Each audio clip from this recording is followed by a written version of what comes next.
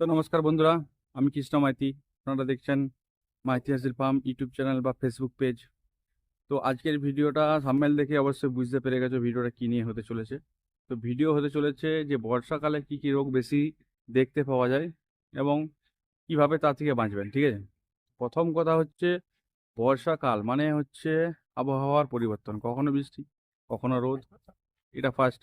তো বর্ষাকালে হচ্ছে আবহাওয়ার যে পরিবর্তন হয়, কখনো বৃষ্টি কখনো রোদ, ঠিক আছে, এবং কখনো গরম প্রচুর, কখনো আজকাল প্রচণ্ড পরিমাণ ঠান্ডা, ঠিক আছে। তো এর কারণে জন্য ফার্স্ট যেটা দেখতে পাবেন সেটা হচ্ছে সিআরডি। সিআরডি হচ্ছে আপনার হচ্ছে বর্ষাকালে প্রচুর পরিমাণে দেখতে পাবেন। সিআরডির পরে হচ্ছে ফার্স্ট মানে তার সেকেন্ড হচ্ছে আপনার হচ্ছে কৃমি।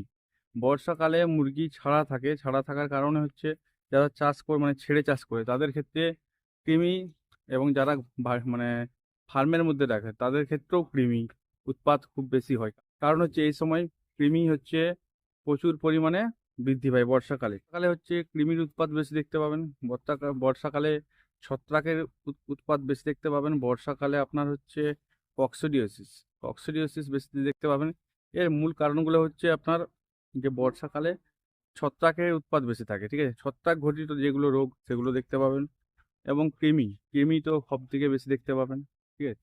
তো এর থেকে বাঁচতে হলে প্রথম প্রথম প্রথম আপনাকে কি করতে হবে, আপনার হচ্ছে সিআরডি বা ঠান্ডা যেটা লাগা বলে, সেটার জন্য বাঁচতে হলে মুরগি যারা ফার্মে রাখেন বা যারা ছেড়ে চাষ করেন, ডাইরেক্ট যখন ঠান্ডা আবহাওয়াতে যখন মুরগি চলাফেরা করবে, মানে বাড়িতে থাকবে তখন ঠান্ডা আবহাওয়া, ডাইরেক্ট ঠান্ডা আবহাওয়া অবশ্যই এর মুরগিকে দূরে রাখতে হবে, ঠিক আছে।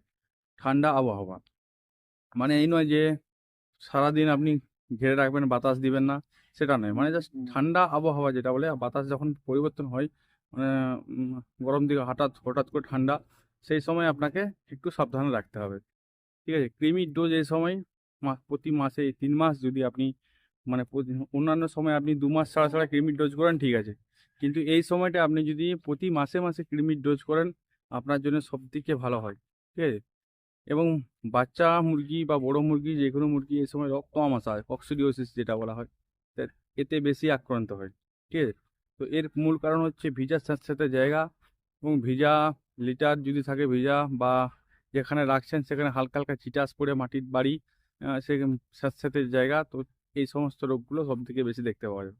তার থেকেও সব থেকে বেশি যেটা অ্যাটাক করে এই বর্ষাকালে, সেটা হচ্ছে মানে ইকোলাই, যেটা 90% ফার্মাররা জানে না যে ইকোলাই কী জিনিস। দেশি মুরগিতেও ইকোলাই হয়, এবং ইকোলাই বর্ষাকালে সব থেকে বেশি দেখতে পাওয়া যায়, ঠিক আছে। এর কারণে পায়খানার জড়িত অনেক রকম সমস্যা দেখতে পাওয়া যায়। সেটা হচ্ছে ফার্স্ট কারণ হচ্ছে ইকোলাই। মুরগির শরীরে ইকোলাই থাকেই, কিন্তু বর্ষাকালে ইকোলাইটা প্রচণ্ড পরিমাণ বেড়ে যায়। যখন ইকোলাই বেড়ে যাবে, মুরগির আচরণ সম্পূর্ণ আলাদা হবে। মুরগি খাবার খাবে কিন্তু মুরগির গ্রোথ হবে না। মুরগি মানে খাবার দিবেন পায়ে করে ঝিটিয়ে ছিটিয়ে নিচে ফেলে দেবে। আবার মুরগির সিনা, যে মুরগির বডিটা দেখবেন আপনার হচ্ছে মানে একদম শুকনো হয়ে যাচ্ছে, খাবার খাচ্ছে কিন্তু সেই গ্রোথ হচ্ছে না। তো এর কারণ হচ্ছে ইকোলাই, ঠিক আছে। এবং কৃমি থেকেও এটা হতে পারে। মানে কৃমি শরীরে যদি মুরগির কৃমি থাকে, তাতেও কিন্তু মুরগির শরীরে গ্রোথ হবে না। মুরগির শরীরের মানে ছাতির যে সিনাটা হয় সেটা বাড়িয়ে পড়বে, আর যাই খাবার খাবেন সেটা কিন্তু তার শরীরে কাজে লাগবে না। তো কৃমি, ইকোলাই, আর হচ্ছে আপনার হচ্ছে কক্সিডিওসিস যেটা বললাম, আর হচ্ছে সিআরডি, এগুলো মূলত এই সময় রোগ। কিন্তু এই বর্ষার পরে, বর্ষা যখন পুরোপুরি স্টার্ট হয়ে গেছে এবার, এরপরে দুর্গাপুজোর আগেটাই আবার নিউ ক্যাসেল ডিজিজ মানে রানীক্ষেত সব থেকে ভয়ঙ্কর রোগ মুরগি, সেটা কিন্তু শুরু হবে। তো আপনাদেরকে কিন্তু প্রিপারেশান 10-15 দিনের মধ্যে নিয়ে নিতে হবে। যাদেরকে আরটিবি ভ্যাকসিন দেননি তাদেরকে কিন্তু, বড় অ্যাডাল্ট যারা মুরগি আছে সেগুলোকে কিন্তু আরটিবি ভ্যাকসিন দিয়ে দিতে হবে, ঠিক আছে। কারণ হচ্ছে মানে খুব যদি আপনি মুরগি চাষ করে থাকেন তো দেখবেন, ঠিক যখন গ্রীষ্মকালটা মানে সরি যখন বর্ষাকালটা শেষ মানে পড়েছে, এবার শরতের আবহাওয়া যেটা বলে, ঠিক আছে, শরতের আবহাওয়া শুরু হবে, মানে দুর্গাপুজোর ঠিক ঠিক সময়টাই মুরগিগুলো দেখবেন ফটাফট ফটাফট মরতে থাকবে। এর একটাই কারণ, হচ্ছে আপনার ভাইরাস অ্যাটাক। তো নিউ ক্যাসেল ডিজিজ থেকে বাঁচতে গেলে অবশ্যই কিন্তু ভ্যাকসিন করতে হবে। ভ্যাকসিন ছাড়া কিন্তু কোনো রকমভাবে সম্ভব নয় নিউক্যাসল ডিজিজ থেকে বাঁচার জন্য, ঠিক আছে। তো এই ছিল আজকের মূলত ভিডিও।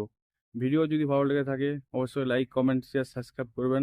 আর আমরা এই চ্যানেলে এরকম ভিডিও দিতেই থাকি, ঠিক আছে? অবশ্যই একটা না একটা ভিডিও আপনার ঠিক কাজে লেগে যাবে। সবথেকে বড় ব্যাপার যে প্র্যাকটিক্যাল নলেজ, একটা ফার্মারের যে প্র্যাকটিক্যাল নলেজ, সেই নলেজের উপরে আমরা ভিডিও বানাই। মুরগি চাষ করতে যে সমস্ত সুবিধা অসুবিধাগুলো হয় সেগুলোই আমরা ভিডিওর মধ্যে তুলি, ঠিক আছে? তো এই কারণবশত বলছি, আপনি যদি একটা ফার্মারি হন বা আপনি যদি একটা মুরগি চাষের উপর আপনার যদি ইন্টারেস্টেড থাকেন, তো অবশ্যই আমাদের চ্যানেলটার সাথে থাকুন, পাশে থাকুন। আজকের মতন ভিডিও এখানেই সমাপ্ত করলাম। নেক্সট ভিডিও দেখা হবে অন্য কোনো টপিক নিয়ে।